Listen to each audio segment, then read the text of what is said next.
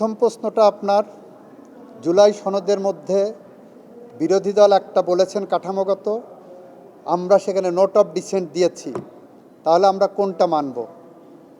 আমরা এর আগে উত্তর দিলাম, ওইটার উত্তরও জুলাই সনদেই দেওয়া আছে। আমার কোনটা মানা উচিত সেটা জুলাই সনদেই দেওয়া আছে। এটাকে বলা হয় আইনের পরিভাষায় harmonious interpretation of statute and documents. সুতরাং জুলাই সনদ একটা ডকুমেন্ট, ওই ডকুমেন্টের হারমোনিয়াস ইন্টারপ্রিটেশনটা ওখানেই বলে দেওয়া আছে। এখানে কোনো ইপস অ্যান্ড বাটের সুযোগ নাই, এখানে কোনো রকম ভিন্ন ব্যাখ্যা করার সুযোগ নাই, ওখানেই বলা আছে জুলাই সনদে। দ্বিতীয়ত হলো, বিরোধী দল যদি না দেন, আগের পঞ্চদশ সংশোধনীতে বিরোধী দল এরকম কোনো অঙ্গীকারনামায় সাইন করেননি। জুলাই সনদ is a complete code of political guideline, সংস্কারের প্রস্তাব। সেখানে 6টা ধারা আছে।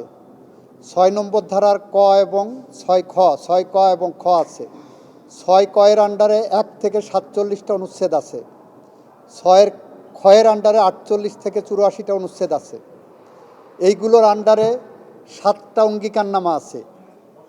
7টা অঙ্গীকারনামাকে সামনে রেখে, 84টা অনুচ্ছেদকে সামনে রেখে, 6টা ধারাকে সামনে রেখে 33টা রাজনৈতিক দল যেটা স্বাক্ষর করেছেন, যদি কেউ না আসতে পারেন, আমরা ধরে নেব যে ওই আলোকে আমরা যাচ্ছি কিনা। তারা বাইরের থেকে এইটাকে পর্যবেক্ষণ করে তাদের যদি সেখানে বলা হয়, মনে করেন যে আমরা জুলাই সনদের ব্যত্যয় ঘটিয়েছি, অবশ্যই তারা তাদের সেটার সমালোচনা করার অধিকার রাখেন এবং যৌক্তিক যে কোনো সমালোচনায় আমরা অ্যাকোমোডেট করার চেষ্টা করব।